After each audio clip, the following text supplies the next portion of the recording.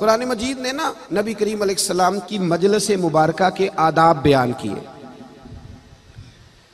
सहाबा किराम अलैहिम रिदवान हुजूर सैयद आलम सल्लल्लाहु अलैहि वसल्लम की गुफ्तगू सुना करते थे, तो जब कोई बात समझ में ना आती तो अर्ज करते राई ना या रसूल अल्लाह, हुजूर रियायत कर दें, ज़रा दोबारा बता दें। यहूदियों की ज़ुबान में इस लफ्ज़ को ज़रा खींच के पढ़ा जाता था तो इसका माज़ अल्लाह माना बनता था ए हमारे चरवाहे। अगरचे सहाबा की नीयत नहीं थी, लेकिन यहूदी इस लफ्ज़ के पीछे छुप के ना हुजूर की बेअदबी करते थे। अल्लाह तबारक व तआला ने ना ये लफ्ज़ कहने से ही सहाबा को मना कर दिया। तवज्जो है मेरी बात पर? फरमाया या अय्युहल्लज़ीना आमनू ला तक़ूलू राइना, ए ईमान वालो तुमने राइना कहना ही नहीं, ये लफ्ज़ ही छोड़ दो। यानी कोई बंदा उठ के कह सकता था कि मेरा मतलब तो ये है, तो कहा तुम मतलब रहने दो, तुम ये लफ्ज़ ही छोड़ो, तुम कहा करो वक़ूलु ज़ुरना। समझ ना आए तो को या रसूल अल्लाह एक नजर करम फरमा दीजिए, तुम ना ये जुमला कहना शुरू कर दो। हमारे ज़माने में ये होता है कि लोगों का निसाब से भी रिश्ता होता है, किताब से भी रिश्ता होता है, पर उस्ताद से नहीं होता। तो जो है मेरी बात पर, कभी आप MSc पढ़ने वाले बच्चे से पूछें, ये बड़ी जिम्मेदारी से बात कर रहा हूँ, MSc वाले से पूछें तालीम कितनी है तो कहेगा MSc है। उससे पूछें कि आप का दर्जा क्या है तो कहेगा कि फर्स्ट डिवीज़न मेरा दर्जा है या A+ मेरे मार्क्स हैं, वो सारी बातें बताएगा। लेकिन कभी कोई शख्स उससे ये नहीं पूछेगा तेरे उस्ताद कौन से हैं। MSc वाले स्टूडेंट से कभी किसी ने पूछा तेरा टीचर कौन है, बोल के बताइए? पढ़ता नहीं टीचर के पास, वो पूछते क्यों नहीं? इंजीनियर आपके सामने इंजीनियरिंग की डिग्री लेके आया है, उसने डिग्री रखी है और अब तो 6-6 लाख रुपया नक्शा बनाने का लेता है इंजीनियर, सिर्फ नक्शे का। और बिल्डिंग ज्यादा मजबूत हो तो मैंने सुना है करोड़ रुपया सिर्फ नक्शा बनाने वाला लेता है, डिजाइन करके देने का। इतना महंगा भाई तेरा रेट है, डिग्री भी तेरी ठीक है, तजर्बा भी तेरा अच्छा है, कभी किसी ने पूछा तेरा उस्ताद कौन है? बोले प्रोफेसर साहब से किसी ने पूछा हो।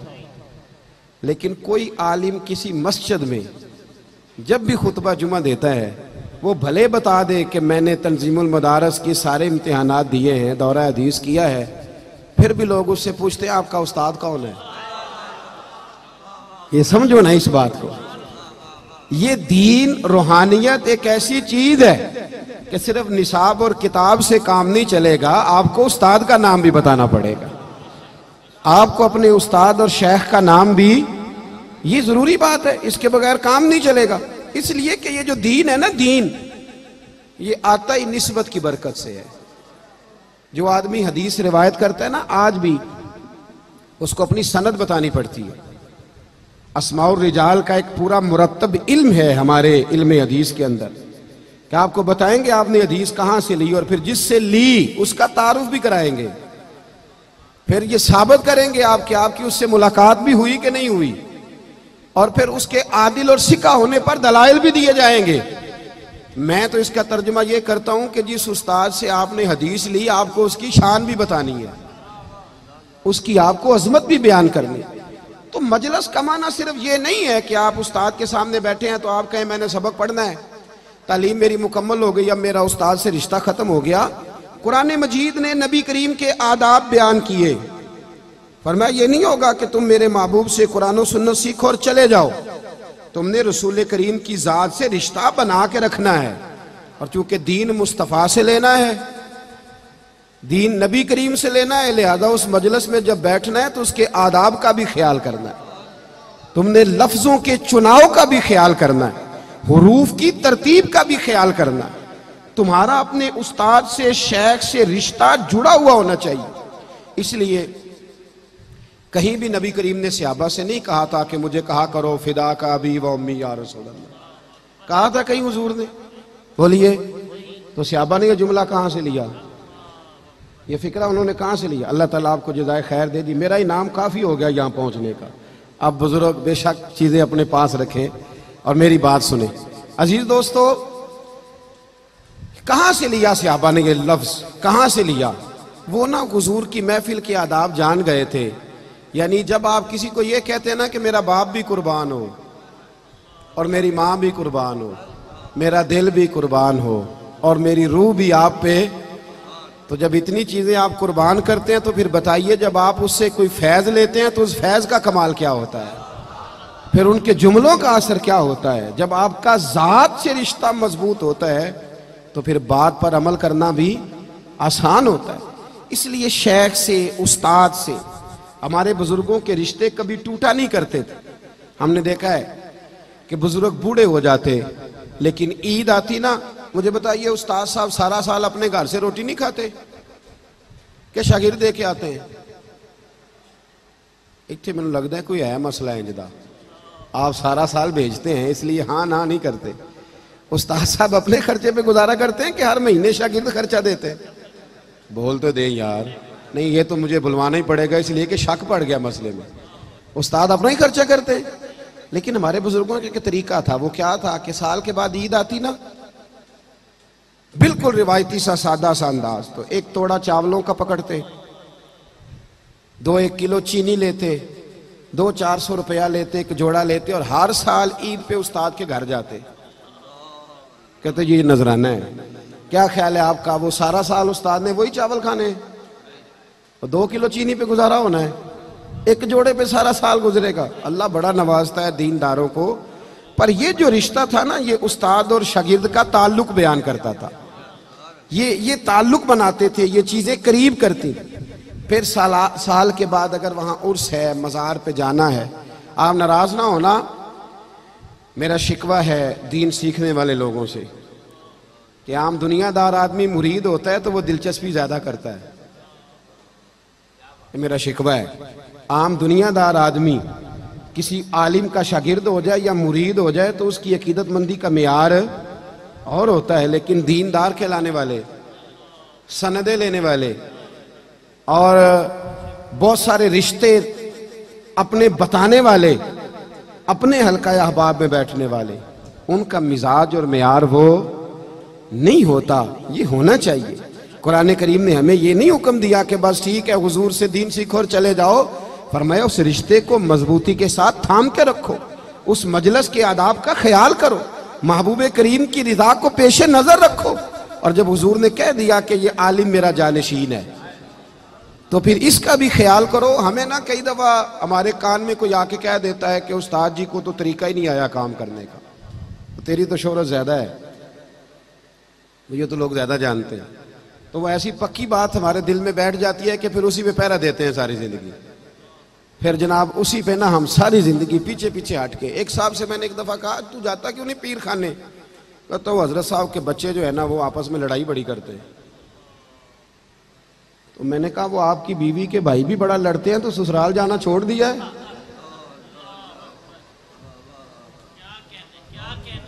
क्या ख्याल? बीवी के भाई लड़ते हैं आपस में कि नहीं? एक दफा इनकार करो ना, जुर्रत करो घर में बैठने की, मैंने आज के बाद नहीं जाना। वो लड़ते बड़ा है, अजीब बहाना है ना। और वहां अगर शादी आ जाए ना किसी की तो कम से कम खर्चा लाख रुपया होता है, ससुराल में शादी आ जाए। और यहाँ बहाना करके बैठ जाते अभी मैं नहीं जाता, वहां तो मसाइल बड़े बन गए। अपना ताल्लुक मजबूत करें, अपने बुजुर्गों के साथ अपने रिश्ते जोड़े। आप देखें गैर कहां की सनदें बयान कर रहे हैं, वो कहां उन लोगों को उठा के ले गए हैं जिनका वक्त बेअदबियों में गुजरा था। और हम क्या करते हैं? आप यकीन करें जिस दौर में हमारा कोई आलिम है वो बेचारा मुतनाज़े बन गया। मैं बड़े दुख के साथ कहता हूं कि आज कोई एक ऐसा आलिम नहीं है जिसको हमने मुतनाज़ा ना बनाया हो। कोई ना कोई बात, कोई ना कोई अंदाज हमने छोड़ ही दिया है।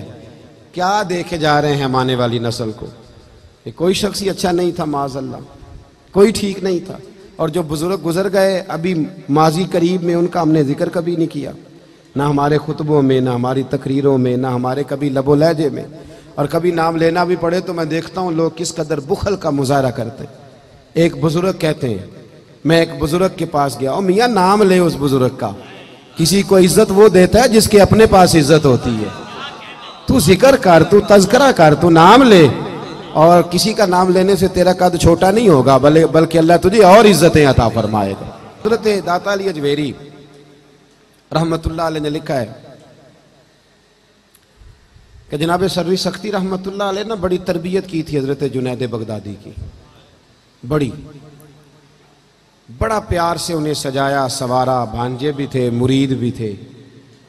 और जब मुकम्मल हो गई ना तालीम तो हजरत सर्री सख्ती रहमतुल्लाह अलैह की ख्वाहिश ये थी कि जुनैद बगदादी वाज किया करे, तकरीर किया करे। अब तो बहुत सारे पीर तकरीर भी नहीं ना करते, तकरीर मौलवी साहब करते हैं, तो पीर साहब क्या करते हैं जी? जी खामोश दुआ है जी, दुआ और वो भी खामोश।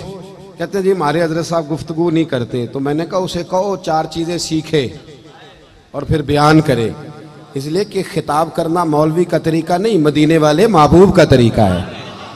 ये नबी रहमत अलैहिस्सलाम का अंदाज है। हुजूर वाज फरमाते थे, गुफ्तगू करते थे।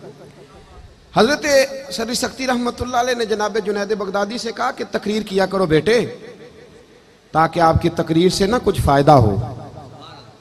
तो बड़े बहाने होते हैं ना मुरीदों और शागिर्दों के पास, बात मानना और फिर उसकी तावील करना तो ख़त्म होता है हमारे ऊपर।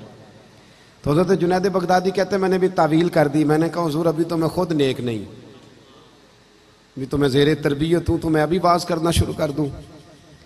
अल्लाह के बंदे ज़िद नहीं करते, और आप बार बार कोई बात करें तो आपकी बात का वज़न कम हो जाता है। इसलिए बड़े लोगों को चाहिए कि एक बात को बार बार ना करें, और कह दिया तो ठीक है। हजरत खामोश हो गए, फरमाया चलो ठीक है। कई पीर भाइयों ने, कई मुरीदों ने दोबारा हजरत सर्री सख्ती रहमतुल्लाह अलैह की खिदमत में अर्ज किया कि हुजूर जुनैद बगदादी से कहें तकरीर करें, क्यों नहीं ये खिताब करते? तो आप कहने लगे यार मैंने एक दफा कह दिया है, अब बार बार मैं बात नहीं करता, और तुमने भी आज मुझे कह दिया तो आज के बाद ना कहना। बात खत्म हो गई, वक्त गुजर गया।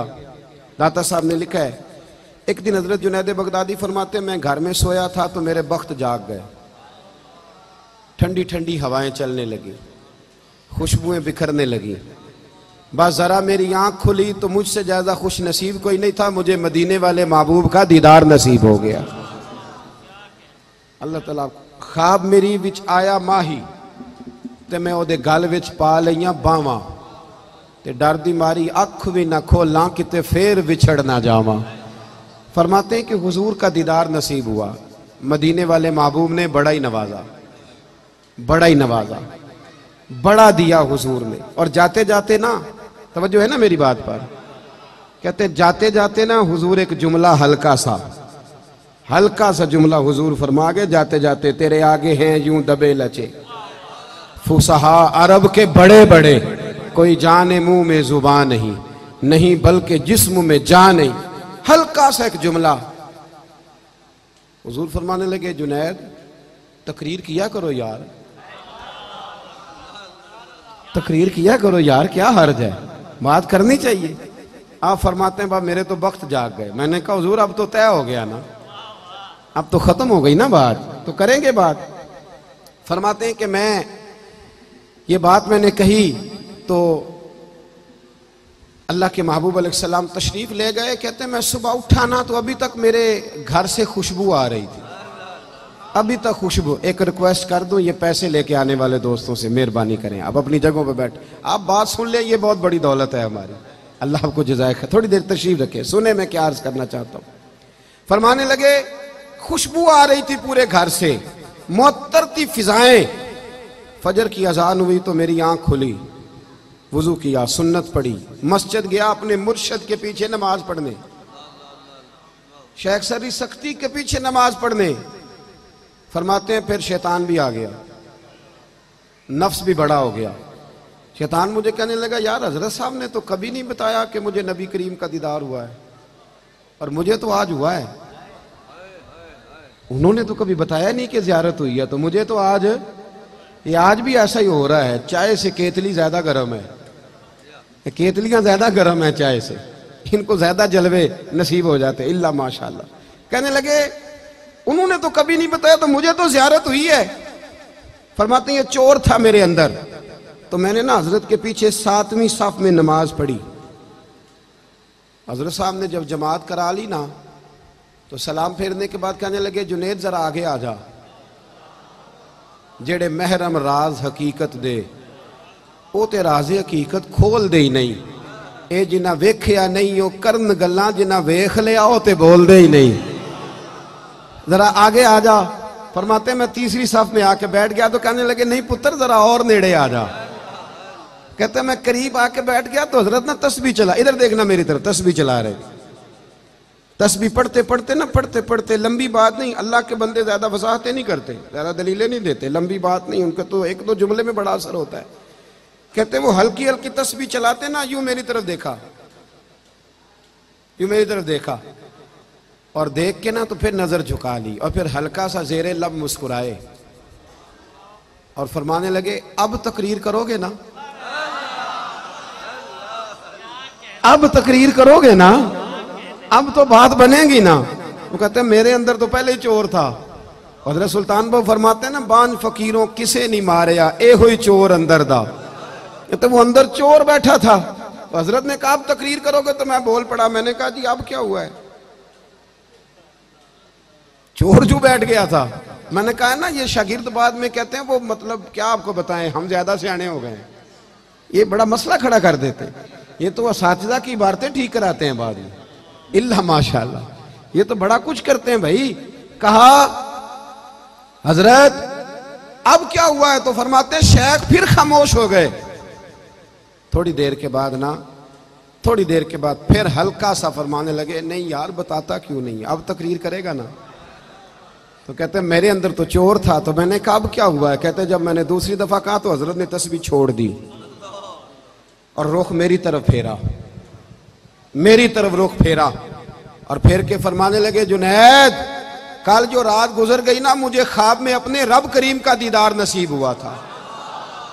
तो मैंने अल्लाह की बारगाह में अर्ज की मालिक मेरी कमाई ये जुनैद बगदादी है, बड़ी कोशिश करता हूं कि मैदान में आ जाए, दीन का काम संभाले, लेकिन झिझकता है। अगर कभी तेरे महबूब का यहाँ जलवा हो, आना हो हुजूर को, तो एक नजर इस पे भी डाल जाएं तो काम बन जाएगा।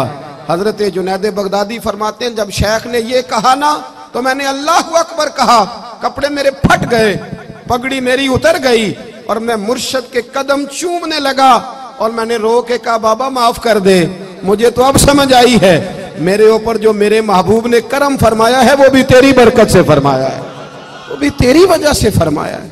मत में तड़प उठा और फिर जिंदगी भर कभी मुझे ये वसवसा दोबारा नहीं आया कि कभी ऐसा हो सकता है कि मैं अपने शेख से एक लम्हे के लिए भी दाएं बाएं हो के जिंदा बच जाऊं, वापस आ जाएं, अपने बुजुर्गों से जुड़ जाएं, इनके रस्तों के मुसाफिर बन जाएं। देखें ये किन रस्तों पर हमें चलाना चाहते थे, वही राहें हमारे लिए ठीक हैं, वही तरीके हमारे लिए बेहतर हैं। वही वो अल-कौलुल बदी में इमाम सखावी ने लिखा है ना कि मौला अली शेर खुदा फरमाते हैं मैं रोज रात को ना दुरूद और सलाम पढ़ के सोया करता था, दिल करता था मुझे हुजूर का दीदार नसीब हो जाए, नबी करीम की जियारत हो जाए। रोज मैं दुरूद शरीफ पढ़ के सोता, रोज। दौर था जनाब फारूक आजम का। मौला अली फरमाते एक दिन मैं ख्वाब क्या देखता हूं कि अल्लाह के रसूल नमाज पढ़ा रहे हैं।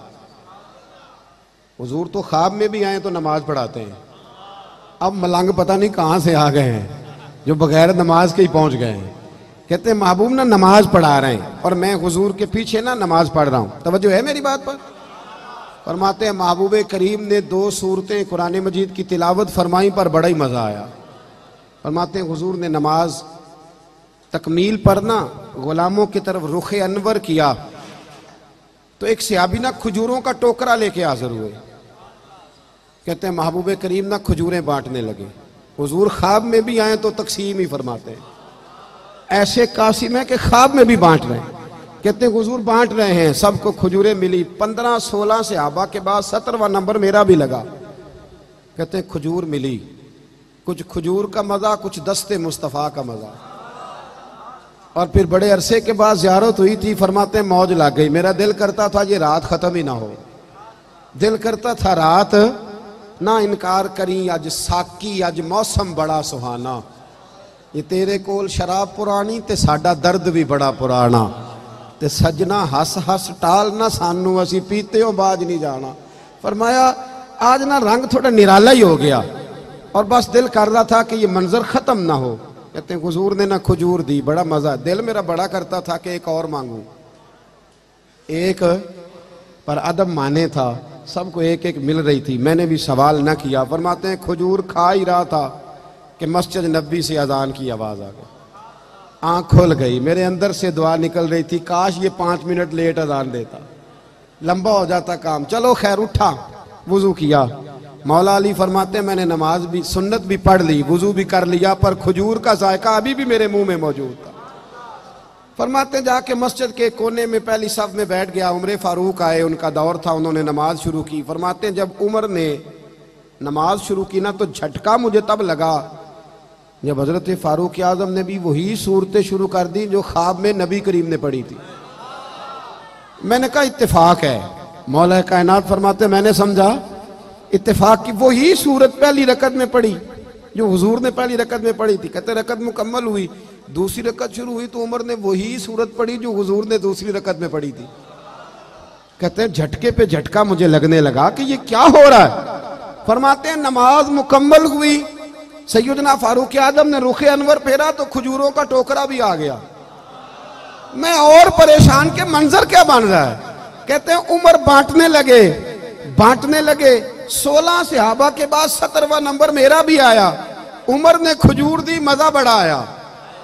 फरमाते हैं रात तो मांग नहीं सका था ना, हुजूर का आदम माने था, पर उमर तो अपना यार था ना, उमर से तो याराना चलता था ना, उमर से तो प्यार था ना।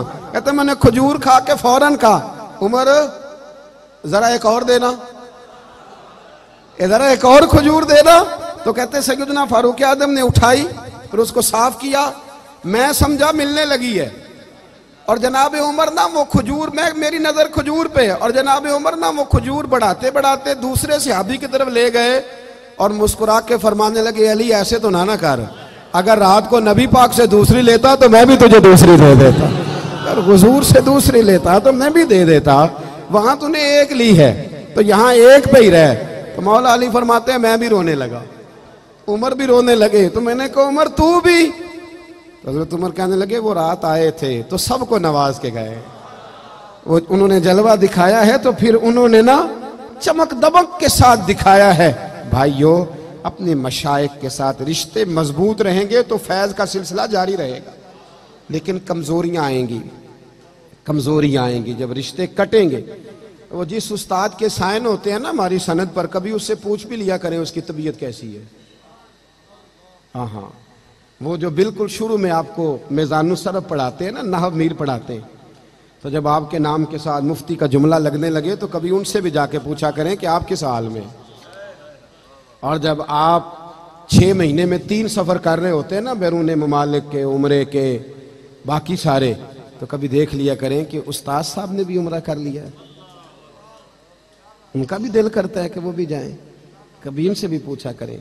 बड़े काबिल रहम हो जाते हैं बाज़-औक़ात ये लोग, और बिलखुसूस हमारे हिफ्ज़ के असातिज़ा, हमारे नाज़रे के असातिज़ा, वो लोग बेचारे जिनका किसी इश्तिहार पे नाम नहीं आता, जिनका किसी पोस्टर पे नाम नहीं छपता, इनको कोई नहीं पूछता, किसी जलसे में सदारत। जिस हाफिज साहब को, कारी साहब को 40 साल हो गए एक इदारे में पढ़ाते हुए हिफ्ज़ की क्लास, उनका भी हक बनता है कि नहीं कि कोई उनकी सदारत में भी जलसा हो जाए। वो भी इसी बस्ती के मुसाफिर हैं, किसी इश्तिहार पे कोई कोना ऐसा है जहां उनका भी नाम लिख दिया जाए, उनसे भी प्यार कर लिया जाए। अपने बुजुर्गों के साथ वबस्तगी पैदा करें, रिश्ता पैदा करें, और सहाबा ने ये रिश्ते हमें बना के दिखाए। हजरत अबू अदरीस खौलानी रदी अल्लाह तआला अन्हु फरमाते हैं कि हजरत माज इब्ने जबल रदी अल्लाह तआला अन्हु हुजूर के सहाबी थे, दमिश्क की जामे मस्जिद में हदीस का दर्स देने के लिए बैठते थे। आप फरमाते हैं मैं उनसे हदीसें लेता था, तो एक दिन मैंने उनसे जाके कह दिया, मैंने कहा चमकते दमकते दांतों वाले हुजूर के सहाबी, मेरा दिल करता है मैं आपको बता दूं कि मुझे आपसे बड़ी मोहब्बत हो गई है, मुझे अपने शेख और उस्ताद से बड़ी। कहते जब मैंने हजरत माज इब्ने जबल को ये जुमले दोहराए तो वो फरमाने लगे अगर आपका ये हाल है तो फिर सुने, मैंने हुजूर से सुना है जो 2 बंदे अल्लाह की रिजा के लिए आपस में मोहब्बत करते हैं, अल्लाह उन दोनों से मोहब्बत फरमाता है, अल्लाह फिर उन दोनों से प्यार करता है। मैं कुछ तकलीफ का शिकार हूँ, आप मेरे पैर देख रहे हैं, इसी तरह मेरी कमर पे भी थोड़ा मसला है, मैं ज़्यादा बैठ नहीं सकता था, ज़्यादा आ नहीं सकता था। साहबजादा कौकब साहब ने मुझे 2-3 फ़ोन कर दिए मुसलसल। तो मैंने ये महसूस किया कि यार अब मतलब किसी बात को कमज़ोर करके बयान करना कि मेरे पास वक्त नहीं है, मैं आ नहीं सकता। मैं कह सकता हूँ, सबको कह सकता हूँ, इनको नहीं कह सकता। इस ख़ानदान को कहना मेरे लिए ज़रा मुश्किल है। इन्होंने कहा आपको आना है, मैंने कहा चलो ठीक हो गया, हमें आना है, इसमें क्या है। जिस साहब को हमने इनकार किया ना, वो पोस्टर देख के ना सोशल मीडिया पर, तो मुझे कहने लगे कि आपने माजरत की थी तो अब आप इतनी दूर जा रहे हैं। तो मैंने कहा तुम्हें वजाहत देने की ज़रूरत नहीं, मुझे जा रहा हूँ तो बस जा रहा हूँ। कुछ जगह ऐसी होती हैं जहाँ चले जाना चाहिए, उसमें कोई फ़र्क नहीं होता। फ़कत हाज़री के लिए आया था, ये बात मेरे ज़िम्मे थी तो मैंने आपकी खिदमत में अर्ज़ कर दी। एक बात आपसे और अर्ज़ करनी है, तवज्जो है मेरी बात पर? पीछे तक सारे हज़रात तवज्जो है मेरी बात पर जी? एक बात, मेरा छोटा सा पैगाम है। इतने बड़े बुजुर्गों में मुनासिब नहीं लगता कि मैं बैठ के कोई मैसेज कन्वे करूं। मेरे पैगाम है आपसे एक छोटा सा। हजरत साहब रहमतुल्लाह ताला अलैह, हर जगह ऐलान होता है कि 3000 किताबें 4000 किताबें हजरत ने लिखी हैं। मैं और आप सिर्फ आज एक पैगाम ज़हन में रख के जाएं कि हमारे पास उन किताबों में से कितनी मौजूद हैं। जो छप गई हैं वो हैं हमारे पास। ना आप किसी को कह रहे खरीदने के लिए, ना मैं ये कह रहा हूँ कि ताउन में शरीक हो, सिर्फ इतना पूछ रहा हूँ कि जो छपी हैं वो हमारे पास हैं, सारी ले लेंगे इंशाल्लाह जी। जो छप गई हैं वो हासिल कर लेंगे आप इंशाल्लाह ताला। ये ज़रूर कोशिश, कम से कम जो हैं वो तो आप। और एक गुजारिश उससे और आगे है, जब आप टेबल पे बैठते हैं ना फ़ोटो खिंचाने के लिए, आपको पता है ना, आप तो जुमे की मुबारक भी ताज़ी फ़ोटो के साथ होती है। ताज़ी फ़ोटो देंगे और फिर जुमा मुबारक कहेंगे। तो वो जब अब ताज़ी फ़ोटो खिंचाएं ना, तो वहाँ हज़रत की जो शरह बुखारी है ना, वो भी रख लें, टेबल पे रख लेंगे। तफसीर रूहुल बयान भी रख लेंगे सामने। जो आपसे मिलने आए उसके सामने 2, 4, 5 किताबें हज़रत की मौजूद हों। ये भी आपका एक खामोश पैगाम होगा कि हज़रत ने बड़ा काम किया है। जहाँ बैठते हैं वहाँ जो आपके पीछे लाइब्रेरी है ना, उसमें हज़रत की तफसीर रूहुल बयान लगाएं। ये मेहरबानी फरमाए। मतलब वो जो 3000 4000 किताब है, वो अगर कल को कोई मुझसे और आपसे सवाल पूछे कि कहाँ है, तो उसका जवाब क्या है? आप 50-60 तो निकाल के सामने रखो अकीदतमंद हज़रात। इतनी तो कोशिश करो, इतनी तो मेहरबानी फरमाओ कि वो किताबें, मैं तो ये कह ही नहीं रहा कि आप आगे तरगीब दें, मैं तो इतना सिर्फ कह रहा हूँ कि मेहरबानी फरमाएं कि आप वो किताबें ख़रीद लें, आपके पास पड़ी हों, आप उनका मुताला फरमाएं। फिर जहां आपको महसूस हो कि यहाँ प्रूफ रीडिंग में कुछ रह गया है, उसकी निशानदेही करें। और आखिरी बात आपसे ये है कि किसी जगह हज़रत का कोई एक जुमला आपके पास महफूज है, कोई एक बात महफूज है, तो वह यहाँ साहबजादगान तक पहुँचाएँ। मतलब वो बहुत मुशक्क़त के साथ करने वाला काम नहीं है। वो आप यहाँ पहुँचा दे, हर महीने रिसाला छपता है, उसमें आपके नाम से आ जाएगा। आप मुस्तकबिल में अगर आप देखेंगे ना, तो PhD बहुत ज़्यादा हो रही है, MPhil बहुत ज़्यादा हो रही है। आप किसी जगह मवाद डाल दें, आप छोड़ दें, अल्हम्दुलिल्लाह थोड़ा सा मेरा लिखने पढ़ने से रिश्ता रहता है। जो तहकीक करने वाले लोग हैं ना, वो तो गर्दो गुबार में अटी हुई चीज़ें निकाल के झाड़ के, मरहूम खुर्शीद गिलानी हुआ करते थे, तो किसी ने उनसे पूछा कि आपकी तहकीक बड़ी है तो कहाँ से पढ़ा? तो कहने लगे कि हमारे घर में जिस पुड़िया में हल्दी आया करती थी ना, मैं उस पुड़िया का मुतालिया भी किया करता था। और कहते हैं दुकान से जलेबियाँ खरीदता था, तो जिस अखबार में जलेबियों वाला जलेबियाँ रख के देता था ना, जलेबियाँ खा के फिर मैं वो अखबार भी पढ़ता था कि इसमें लिखा क्या है। जो तहकीक वाले लोग हैं ना, कुछ किताबें जमा करने के शौकीन हैं, वो पढ़ते नहीं, लाइब्रेरियाँ उनके पास होती हैं, लेकिन सारी ज़िंदगी किताब का असल कागज़ भी नहीं ऊपर से उतरता। लेकिन जो तहकीक के लोग हैं ना, तहकीक के, वो तो पर्दों के पीछे से ढूंढ के चीज़ें ले आते हैं। बहुत अरसा पहले इंडिया से एक मौलाना गुलाम जाबर शमरते थे उलमा की कि मैं आला हज़रत पर कुछ काम कर रहा हूँ, तो आप मुझे दे दें, मैं खंगाल लूँगा खुद आपकी लाइब्रेरी और मैं ढूंढ लूँगा जो मेरे मतलब की चीज़ होगी। तो मेरी गुजारिश है कि मवाद सारा कहीं एक जगह आप लोग जमा ज़रूर कर दें, वो रिसाले में आ जाए, किसी जगह छप जाए, किसी पेज पे ही आ जाए, कहीं वो कौल दर्ज ही हो जाए हज़रत के नाम से। तो वो इंशाअल्लाह ताला जब अल्लाह किसी को मौका देता है, जब किसी के अंदर शौक़ पैदा होता है,